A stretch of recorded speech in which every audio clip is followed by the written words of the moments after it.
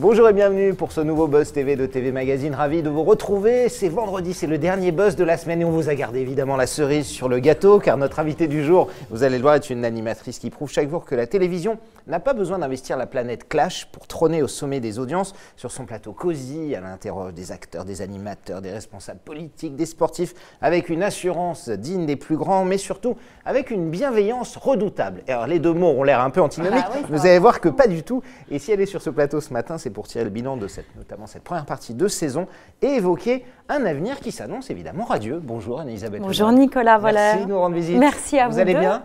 Ben, je vais très bien et vous? Eh bien vous tenez les rênes de C'est à vous. Tous les jours, on vous regarde, on vous aime beaucoup. À 19 h sur France 5, un talk show dans lequel vous parlez de l'actualité évidemment avec des chroniqueurs, avec des invités. Cette semaine, vous faites même la couverture de TV Magazine avec ce fabuleux titre qu'on va découvrir à l'écran. Le triomphe modeste d'Anne-Elisabeth Lemoine. Est-ce qu'on peut rester modeste quand tous les jours on fait 1,5 million de téléspectateurs et qu'on trône au sommet des audiences et des talk-shows entre 19 h et 20 h? Ça, on peut rester modeste, garder les pieds sur terre, pas prendre la grosse tête? Ben, je sais que oui, mais dites-nous, balancez-nous des noms. Moi, je ne suis pas entourée d'égotiques, de gens. Je suis entourée de gens qui ont beaucoup d'expérience, qui ont des opinions assez solides, mais qui ne sont pas pour autant arrogants. Et j'ai jamais croisé. J'ai jamais travaillé avec des personnalités arrogantes et j'en suis très heureuse. Mais je pense que c'est aussi une histoire, une affaire d'éducation. Oui, c'est vrai. C'est sans doute ça. Mais comment on fait pour garder les pieds sur terre? Est-ce que ce triomphe, on se dit, ouais, chouette, ça pousse justement à s'améliorer, à faire des choses mieux? Ou est-ce que, quand même, de temps en temps, vous sortez une petite coupe de champagne en disant, quand même, on a été vraiment bon? Régulièrement, on célèbre ces audiences parce que, même, bah oui, parce qu'il faut partager ces moments-là, il faut savourer. Mais sauf qu'on sait que le lendemain, de nouveau, Médiamétrie va nous envoyer un petit message à 9h02 et que tout peut changer. Ça dépend vraiment de chaque émission et on se rend bien compte que si la qualité baisse, si on a des moins bons interlocuteurs, si on est moins réactif sur l'actualité, nos téléspectateurs… Ça se voit régulièrement. Nos téléspectateurs sont très attentifs. Et il y a une telle concurrence qu'il ne faut rien lâcher. Et c'est ça qui fait garder les pieds sur terre, en fait. C'est qu'on remet notre titre en jeu tous les jours. Et tous les matins, en conférence de rédaction, on cherche à faire la meilleure émission possible. On est vraiment au début de la conférence de rédaction, on se dit bravo, bravo. Bon, et sinon ce soir, c'est tout le temps comme ça. On passe à la suite. Oui, exactement. Et la suite, évidemment, c'est dans quelques instants. Vous allez pouvoir poser toutes vos questions à Anne-Elisabeth Lemoine. L'antenne vous est ouverte, bien entendu, sur figaro.fr, sur tvmag.com et la page Facebook de TV Magazine, sur laquelle Damien attend toutes vos questions. Évidemment, êtes-vous une fidèle, êtes-vous un fidèle téléspectateur de C'est à vous? Appréciez-vous Anne-Elisabeth Lemoine depuis des années? Dans quel type d'émission aimeriez-vous la voir? Pourquoi pas? S'il y a des suggestions, des remarques, des questions, elle répondra à tout cela après les news médias de Damien Canivez. Salut Damien. Salut Nicolas, bonjour Anne-Elisabeth. Salut Damien. On démarre ces news médias avec les audiences d'hier soir, tout de suite. C'est parti. Alors, ça fait cool. Les audiences d'hier. Allez, c'est parti. Qui est en tête? TF1 bien sûr. Pulvériser la concurrence. On va pas se mentir, grâce à la suite de la 3e saison de Munch, la fiction française à succès. Alors, il y a le logo France 3 là, il y a une grosse erreur. Il y a un petit problème. Munch, c'est bien sur TF1. Exactement, on va sortir le logo TF1 des tiroirs. C'est ça. Munch, c'était la 3e saison et la fiction française à succès portée par Isabelle Nanty a dépassé les 5 millions de téléspectateurs. Vous vous rendez compte? Bien, 27,1% de part d'audience, 3 millions de téléspectateurs plus bas. On retrouve France 2 qui enfile la médaille d'argent avec le magazine Envoyé spécial présenté par Élise Lucet. Sur la 3e marche du podium, c'est France 3 grâce au long métrage Braquage à l'ancienne. La comédie avec Morgan Freeman a captivé 2,4 millions de cinéphiles. Et enfin, on termine avec cette chaîne qui arrive en tête de la TNT. Il s'agit de C8 qui misait sur TPMP le jeu. La déclinaison de Touche pas à mon poste animée par Cyril Hanouna a fédéré près de 900 000 fanzous, ce qui représente 4,1% du public. C'était un peu moins après sur Balance ton poste, où il y avait effectivement Marlène Schiappa. Juste une question, évidemment, vous recevez, vous, des invités de tous bords. Est-ce qu'un membre du gouvernement, dans une émission de, on va dire, divertissement, c'est de débat, est-ce que pour vous, c'est pas trop un mélange des genres? Est-ce qu'elle a sa place? On voit d'anciens politiques qui deviennent chroniqueurs. Là, Marlène Schiappa, elle est encore au gouvernement et elle fait quelques émissions. Cette question, on se la pose depuis que des politiques ont accepté d'aller sur le canapé rouge de Michel Drucker. Très honnêtement, je ne vois pas pourquoi on interdirait des lieux. Moi, je trouve qu'il y a un argument qui est intéressant chez Marlène Schiappa, c'est qu'elle dit « moi, je veux m'adresser aux jeunes ».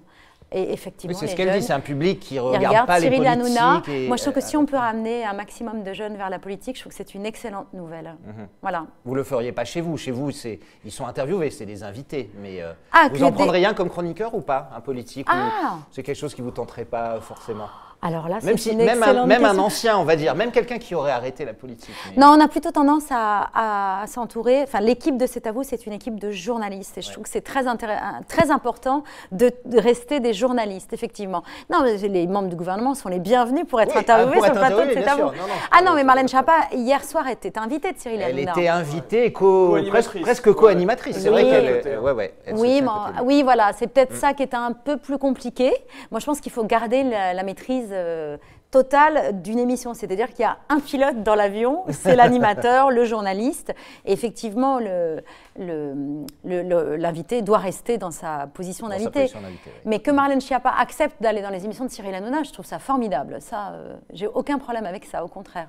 Damien, on continue ces news Oui. médias avec une info qu'on a appris ce matin, un nouveau Oui. rebondissement dans cet accident d'hélicoptère qui avait coûté la vie à 10 personnes. C'était le tournage de Drop en Argentine pour TF1. Effectivement. Ouais, nos confrères de BFM TV ont révélé ce matin, en début de matinée, qu'un homme avait été mis en examen en toute discrétion il y a 1 an dans le cadre de ce terrible drame qui a endeuillé le tournage de l'émission Drop. C'était en mars 2015.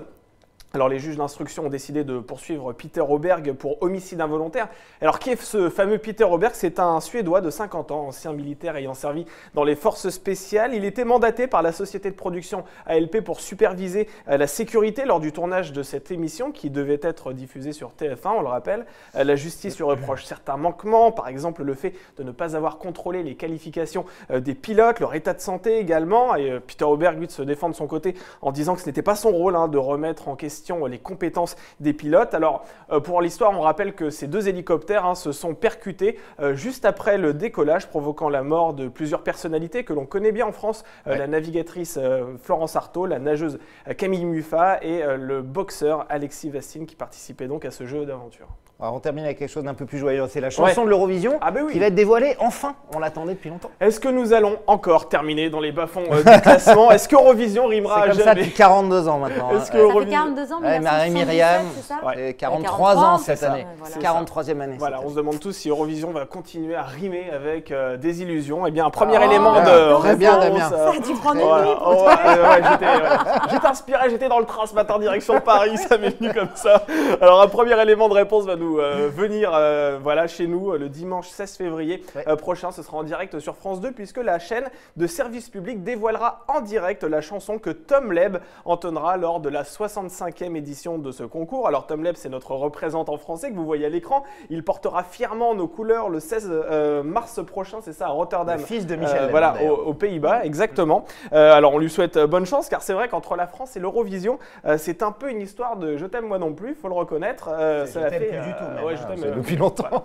Ça fait 43 ans, Nicolas, vous l'avez rappelé, Ouais. que nous n'avons pas remporté la victoire à l'Eurovision. L'année dernière, Bilal Hassani était arrivé 16e. Le duo Madame Monsieur, l'année précédente, s'était hissé dans le top 15. Bref, c'est assez compliqué. C'était compliqué. Amir avait été 5e, 6e. Oui, quand même. Amir avait fait une oui, belle Amir performance avait bien, et avait bien marqué. Ouais. L'Eurovision, c'est un truc que vous regardez ou est-ce que vous trouvez ça un peu ringard? L'Eurovision, Miss France, ce genre de trucs comme ça. Vous regardez ça ou... J'ai regardé Miss France. Ah oui, très bien, ça va. Je regarde l'Eurovision. Ouais. J'adore le décompte des votes. mais il y a Two une, points. il y a une Madeleine de Proust formidable dans cette émission. Effectivement, moi je me souviens très très bien, il ne faut pas dire ça en fait, de la victoire de Marie-Myriam. C'est Je vrai. m'en souviens. Vous vous souvenez de la victoire de Maria? Pas Ah la vache. Il ne faut pas le dire. Ah là là. Moi j'étais toute 77, petite, je m'en souviens très bien. Ouais, ouais, c'est ça. Je me souviens par cœur de la chanson. Mais là, Tom Leb, je sais pas, il est très talentueux. Oui, Je me il a souviens une de très l'avoir belle vu voix, dans mais le on ne connaît film. pas la chanson. On va découvrir effectivement la chanson. Alors moi, je le Donc, soutiens, c'est- puis je l'ai trouvé formidable dans le film Ouais. de Michalik Edmond. Voilà, puis il a une sœur super, la famille Absolument. Leb en ce Ouais, c'est moment. vrai. On verra ce soir sur TF1 d'ailleurs. Dans Star à dans nu. Star à nu, puis Qui effectivement, est puisqu'elle très très témoignera. touchante quand elle parle de son, Ouais, de sa maladie et de son combat ouais, contre le absolument. cancer du sein. Ce sera sur TF1. Ce soir, vous pourrez regarder. Ce sera après Anne-Elisabeth Lemoine. Donc, une fois que c'est terminé, Ah oui. vous zappez sur TF1. Il n'y a pas de problème. Merci beaucoup, Damien. Fini pour les news. On passe tout de suite à la grande interview du Buzz et toutes vos questions avec Anne-Elisabeth Lemoine.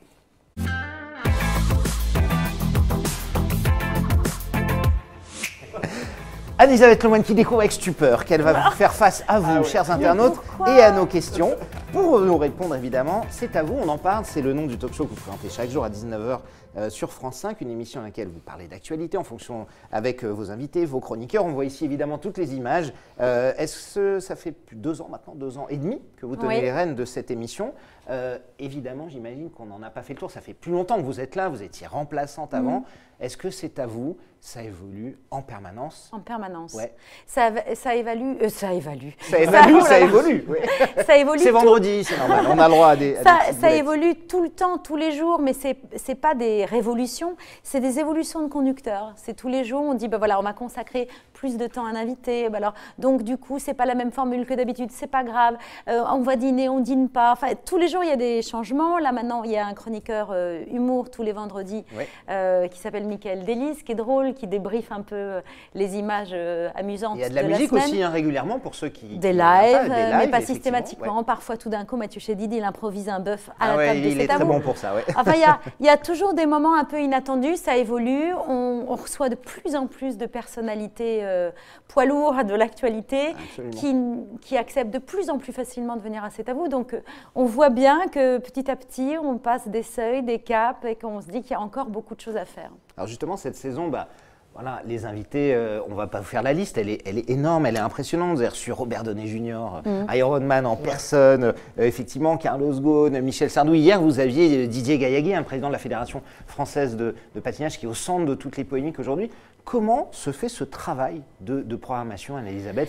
C'est assez étonnant. On sait qu'il y a de la concurrence entre vous, entre les talk-shows, avec Yann Barthès notamment, qui cherche parfois les mêmes invités que vous. Comment ça se fait? C'est des relations excellentes qu'entretiennent, par exemple, l'équipe de la programmation de C'est à vous, avec les attachés de presse cinéma et les éditeurs, avec les responsables politiques. C'est un travail de longue haleine, c'est-à-dire qu'en permanence, ils entretiennent des relations, s'interrogent, relancent. Et puis, des fois, il faut un peu moins dormir. Par exemple, j'ai regardé, c'était mardi soir, je crois, la tribune des athlètes qui demandait, qui soutenait Sarah Abitbol et qui demandait, qui disait il faut arrêter de se taire, il faut briser la loi du silence, signé par Nathalie Péchala. Il était 22h, j'ai envoyé des textos à Sandrine Mazéas qui s'occupe de la programmation et qui à 22h a fait les demandes. Et c'est comme ça qu'on a été les premiers à la demander. Donc, il faut être en permanence sur la brèche, sur le feu, et l'équipe de programmation, pour ça, se donne à 100%. C'est parfois tard le soir, c'est parfois tôt le matin. Bien sûr, absolument. C'est un combat qui se joue en permanence.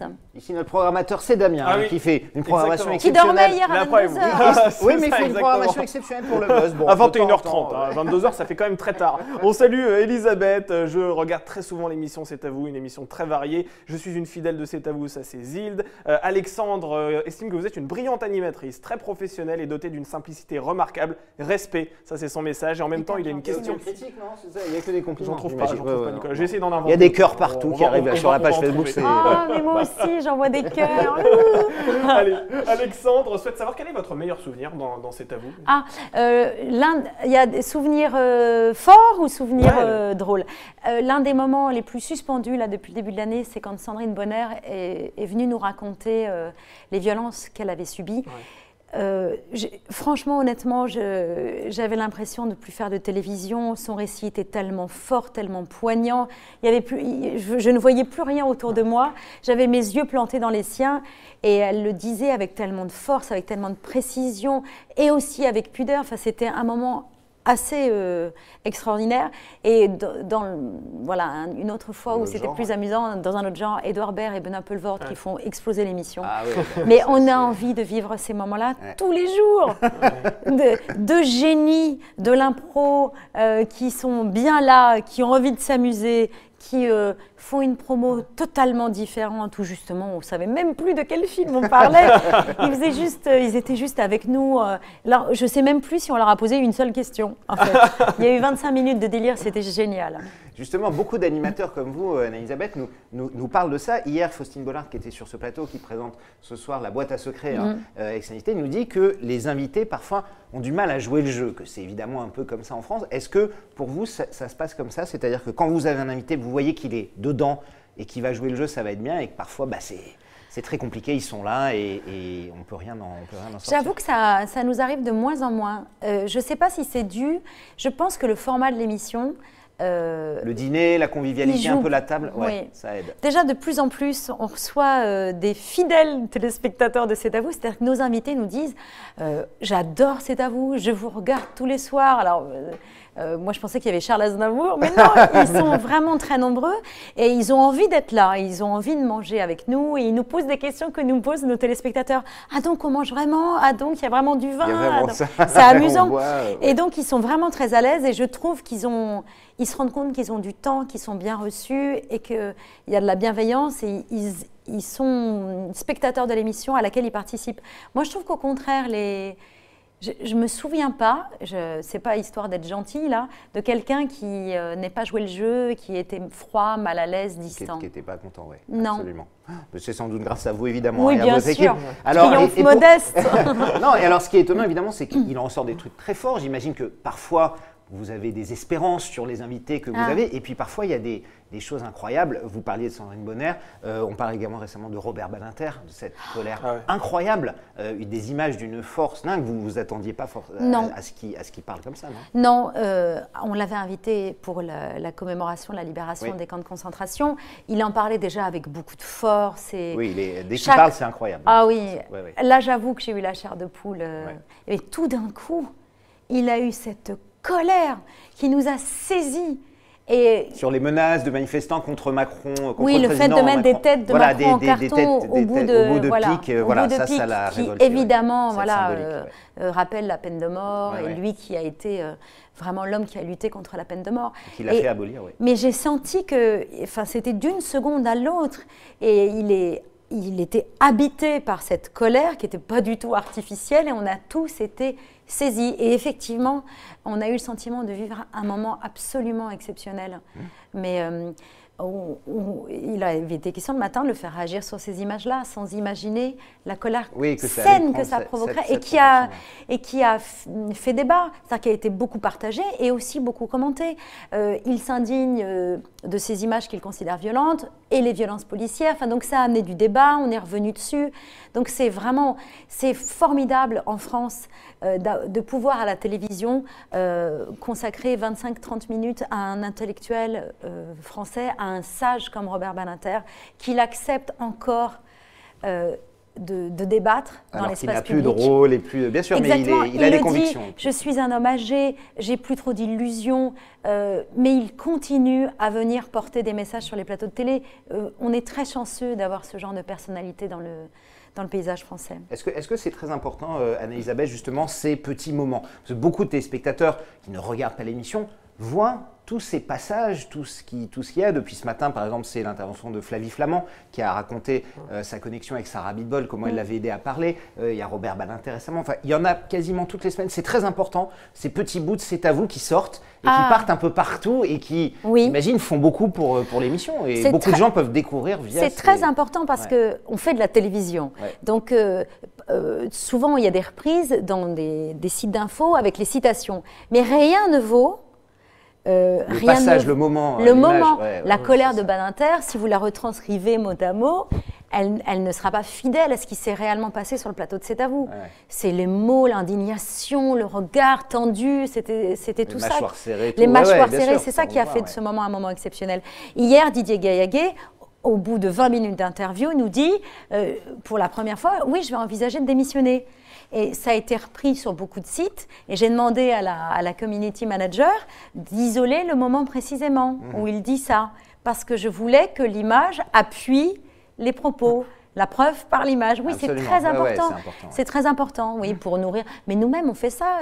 Quand il y a eu un moment important à la radio, sur d'autres chaînes de télévision, on reprend le moment qui a buzzé, entre guillemets, qui a été repris sur les réseaux sociaux.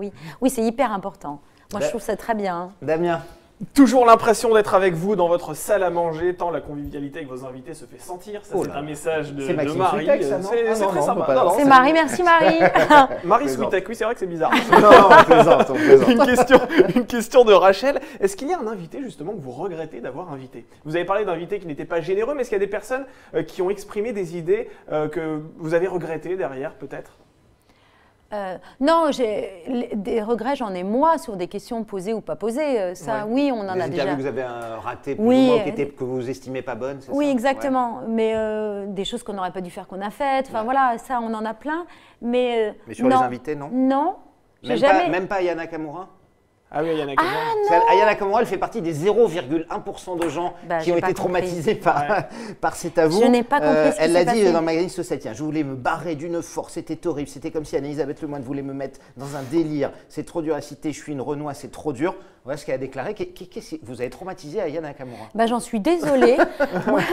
Moi, j'avoue que je suis tombée de ma chaise parce que effectivement, je ne connaissais pas Aya Nakamura, mais enfin, mon équipe la connaissait. J'avais préparé l'interview exactement comme si j'avais interviewé Étienne Daou, je vous jure, avec le même sérieux, le même intérêt, la même curiosité. Enfin, aucun mépris, rien de tout ça, et surtout pas de volonté de lui coller une étiquette. Moi, je la découvrais, elle était souriante, elle était hyper heureuse d'être là. Je me souviens, on s'était fait une sorte dans l'émission, on voit rien de particulier. Je m'étais fait un hug, fait un hug à la fin. Je la trouvais hyper volontaire, déterminée, dynamique, séduisante. Il n'y a pas de malaise, vous n'avez pas senti chez elle. Mais si elle a ressenti ça, c'est qu'on n'avait pas bien fait notre boulot, quoi. Et j'en suis vraiment désolée. Mais franchement, il faudrait qu'elle vienne en rediscuter, c'est à vous qu'on corrige. Voilà, parce que là, je pense qu'il y a eu un malentendu. Sans doute. Alors, dans C'est à vous, vous n'êtes évidemment pas seule, Elisabeth. Vous êtes entourée de chroniqueurs, Maxime Souetet, Marion Ruggieri, Patrick Cohen, Pierre Lescure. L'implication de vos chroniqueurs, comment vous la qualifieriez dans cette émission? On voit une photo là de Pierre Lescure. Alors, ça, c'est Aya Nakamura, mais il y a une photo de Pierre Lescure qui est en pleine réflexion. Je voudrais avoir votre avis là-dessus. Voilà, là, il est en pleine concentration. C'est devenu une blague. Ouais, en fait, c'est que tous les soirs, pendant que je fais mon Coming Next, le petit truc qui est diffusé à la fin de Scène en l'air pour annoncer le programme, il a installé sur son siège. Et tous les soirs, je le prends en photo, il fait semblant de dormir. Il y a même une photo où il y a toute l'équipe qui dort à côté de lui. C'est devenu une blague. Ça, c'est la version officielle, mais il dort vraiment. Non, il dort pas sur le plateau, il fait genre, il dort. Il se concentre. Mais j'adore ces moments-là, justement. Pierre est là, il écoute vraiment ce que je fais. Et si jamais il me dit « Ah, t'as dit ça, fais attention, peut-être que ce mot-là, ce serait mieux. » Donc, en fait, il écoute. Vous l'avez fait aussi dans C'est à vous, cet autre côté, c'est-à-dire le côté des chroniqueurs. Quand l'alchimie entre eux, elle est claire, nette, elle s'est prise, est-ce que personne ne bouffe la place de personne? Ça a l'air de rouler comme un rouage parfaitement huilé. Mais en fait, souvent on se dit ça avec Pierre-Antoine Capton, l'entente de l'équipe, le producteur de l'émission, c'est primordial, justement, parce que c'est le plus essentiel. C'est presque plus important que les personnes que vous invitez, mais vraiment parce que si vous invitez Didier Gaillaguet, mais que tout le monde se marche dessus, que personne n'écoute, qu'on tire la couverture à soi, ça ne donne pas du tout ni une émission conviviale, ni une émission lisible, ni une émission intéressante. Et je pense que le secret aussi, c'est le fait que chacune des personnalités qui participent à C'est à vous a une vie en dehors de la télévision. Inutile de vous dire que Pierre Lescure a une vie en dehors de la télévision. Un peu, oui. Patrick Cohen aussi. Maxime Souetet, très longtemps, il était à Europe 1. Marion, elle est l'une des grands reporters éditorialistes du magazine Elle. Donc, ça les nourrit. Donc, ils arrivent nourris de ce qu'ils ont fait à côté. Et ça fait qu'ils n'ont pas besoin de la télé pour exister. Ce ne sont pas des créatures de télévision. Ils existaient avant, ils existeront après. C'est toute la différence, quoi. Avec d'autres chroniqueurs, d'autres chaînes qu'on ne nommera pas. Voilà, où c'est l'alpha et l'oméga, un plateau de télévision. Absolument. Et ce n'est pas forcément ce qu'il y a de plus enrichi. Enfin, en tout cas, moi, je vois bien à quel point ils nourrissent l'émission de leur expérience, de leur coup de cœur, de leurs intérêts, de leur passion. Donc, ça change tout. Damien. Une question d'Elder. Bonjour Anne-Elisabeth, si vous deviez changer quelque chose dans C'est à vous, que changeriez-vous? Alors, pas moi. Déjà, bonne réponse. Non, qu'est-ce que je changerais? Je sais pas ce que vous avez fait quelques changements quand même depuis que vous On a déménagé, on a changé de lieu et ça déjà c'était un vrai risque. Parce que le loft du 11e arrondissement, c'était un vrai loft. Là, on n'est plus dans un vrai loft, mais tout le défi, c'était de recréer la même intimité. Et déjà ça, c'était difficile et ça a marché. Moi, j'ai mis un peu de temps à trouver mes marques et finalement, ça a fonctionné. Les téléspectateurs ne voient pas À tellement. l'écran, ça a très bien fonctionné. Ouais, Ben oui, mais ça a été un boulot de dingue. C'était au vase près, au bibelot près. C'est un truc de dingue qu'ont fait les décorateurs, les chefs lumière, Jean-Louis Rousseau et Olivier. Mais je me souviens plus de son nom de famille, c'est Olivier. Oui, Olivier. absolument. Non, Non, mais c'est un boulot de dingue. Et c'est Non, bien mais de les vraiment, saluer. rien que ça, c'était fou. Alors déjà, on a beaucoup changé. Mine de rien, donc on va rester tranquillou 2 secondes, non? Mais dès que Un j'ai petit peu, allez. une idée de changement de dingue, je reviens. La nourriture est bonne? On la change pas? Ah ben ça, on change pas. Les chefs se succèdent. C'est un festival tous les soirs, quoi. Mais moi, maintenant, avant, mes maquilleuses, elles mangeaient pas, etc. Ouais. Maintenant, des fois, je les vois, elles viennent me demander, tu me garderas ton assiette? Oui. Ouais, T'inquiète pas. ça grignote un peu. Ça grignote. Alors, le changement, vous en faites également, puisqu'en octobre dernier, vous étiez aux côtés de Nagui pour un prime time autour de l'écologie et de l'environnement qui s'appelait l'émission pour la Terre. Est-ce que ce type de programme, Anne-Elisabeth, c'est quelque chose qui vous tenterait? Vous avez envie, vous en parlez avec France Télé, de faire des prime time, des choses un peu événementielles qui sortent de C'est à vous, hein, d'ailleurs? J'ai adoré cette expérience. Adoré, parce que la cause était formidable, elle était galvanisante, il y avait un vrai sujet et mon boulot de journaliste a pris tout son sens dans cette soirée-là. La mécanique de jeu, de faire appel aux téléspectateurs, Nagui la maîtrisait sur le bout des doigts, moi je le regardais faire et je me disais quand même… Oui, ça va, il sait faire, ouais. Il sait faire. Ah ouais. Même si des émissions sur l'environnement, c'est difficile pour l'audience, hein, en général. Eh bien, ça n'a pas trop mal marché. C'était plutôt un succès pour France Télévisions. Ils étaient hyper contents. J'ai travaillé avec Renaud Levanking, qui est un super producteur que je connaissais. C'est pas mal de… Enfin, je sais pas. Mais vous avez d'autres idées, d'autres projets, d'autres envies comme ça? Vous en parlez avec France Télé ou non? C'est si on vient vous demander, sinon vous êtes dans votre coin et tranquille. Je bosse comme une folle à C'est à vous et je m'éclate dans cette émission. Mais à chaque fois qu'on vient me proposer des choses, j'écoute vraiment avec beaucoup d'attention et beaucoup d'enthousiasme. Je trouve ça génial qu'on vienne me proposer des choses. Hein.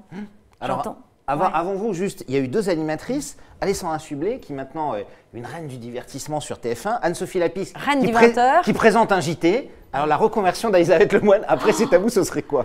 Comme on me dit que je suis un mélange entre Anne-Sophie et Alessandra, il faudrait que je fasse un mélange entre du divertissement et le 20h. Ouais, infotainment. Je sais pas à quoi ça ressemble. C'est un à vous, 20h divertissement. C'est à vous, quoi, en fait. Voilà.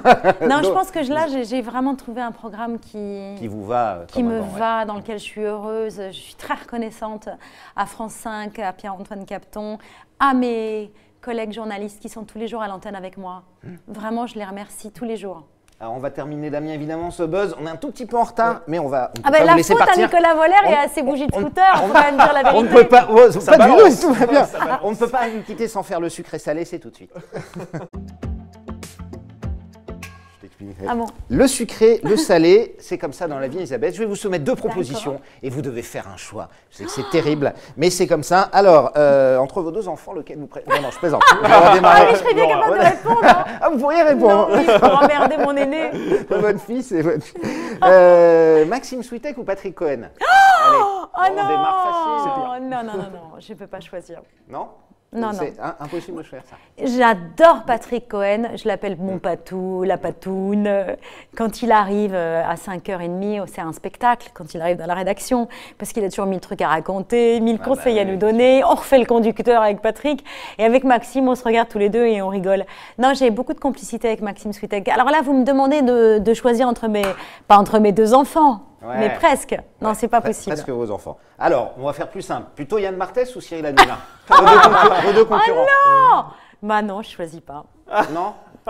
Il faut choisir, non, mais est-ce qu'il y a une émission, un des animateurs que vous préférez? Ça ne veut pas dire que vous détestez l'autre, Elisabeth. J'ai plus de points communs et d'ADN communs avec Yann qu'avec Cyril. Moi, je ne suis pas une animatrice de divertissement. Ce que fait Cyril Hanouna, je ne saurais pas le faire. Vous avez travaillé sur Canal+, comme Yann Barthès. Exactement. J'ai plus de points communs. Mais Cyril, il est debout. Moi, c'était l'un des trucs durs à faire sur France 2 pour l'émission de Prime Time, c'est d'être debout. Ouais. Tout d'un coup, tu as des jambes. Alors, Cyril, il a des jambes, il a des bras. Il a une tête. Oui, il a un peu tout. Oui, il a tout. Et Yann, il est comme moi, il est assis et il pose des questions à ses invités de façon plus, plus statique, dirons-nous. Marc-Olivier Fogiel ou Bruce Toussaint? Marc-Olivier Fogiel. Ouais. C'était, Oh, c'est la base, on va dire. J'adore Bruce et je veux juste lui dire que je sais très bien que c'est lui qui a dit au patron de Canal+, si quelqu'un doit me remplacer à la nouvelle édition en Joker, il faut que ce soit Anne-Elisabeth. C'est le premier qui a fait de moi une possible présentatrice d'émission. Ouais. Mais Marc-Olivier, je lui dois tout. Hein. Absolument. Et pour finir, Charles Aznavour ou Johnny Hallyday? Charles Aznavour. Ouais. Une petite tendresse quand même. Oh, immense tendresse, vraiment. Et puis, regret éternel de ne pas lui avoir plus dit que j'étais fière qu'il vienne dans mon émission. Il le savait, mais j'aurais dû lui dire plus. Voilà. Bon, il le sait en tout cas maintenant, ça c'est certain. Merci beaucoup Anne-Elisabeth Lemal d'être passée nous voir. Mais merci, vous êtes trop mignons tous les deux. À 19h aux commandes de C'est à vous sur France 5 et avec évidemment le triomphe qu'on connaît et on vous souhaite évidemment bonne et longue route. Merci beaucoup à TV en tout Magazine. Cas. Et ben avec grand plaisir. Et vous nous Damien là ou pas? Non, pas du tout, on reste là. On reste là. On donne juste le rendez-vous lundi. Oui, parce qu'on reviendra lundi quand même. On sera là lundi Ben matin. Oui, lundi, alors avec qui on sera avec une journaliste, une réalisatrice qui va s'intéresser à ceux dont on ne parle quasiment jamais, les éboueurs. Il s'agit de Mireille Dumas que nous recevrons et je profite de la fin de ce buzz. Grand retour de Mireille Dumas, effectivement. Et je profite de la fin de ce buzz pour remercier nos deux petites stagiaires de 3e qui nous ont aidés à préparer ce buzz TV, Alva et Diane. Et qu'on fait du bon boulot. La moitié des questions vous sont posées étaient faites par des stagiaires. Ah, bravo, c'est ça. Elles ont fait un énorme boulot. Merci à tous, excellent week-end et on se retrouve dès lundi à l'heure pour un nouveau Buzz TV. Bon week-end à toutes et à tous.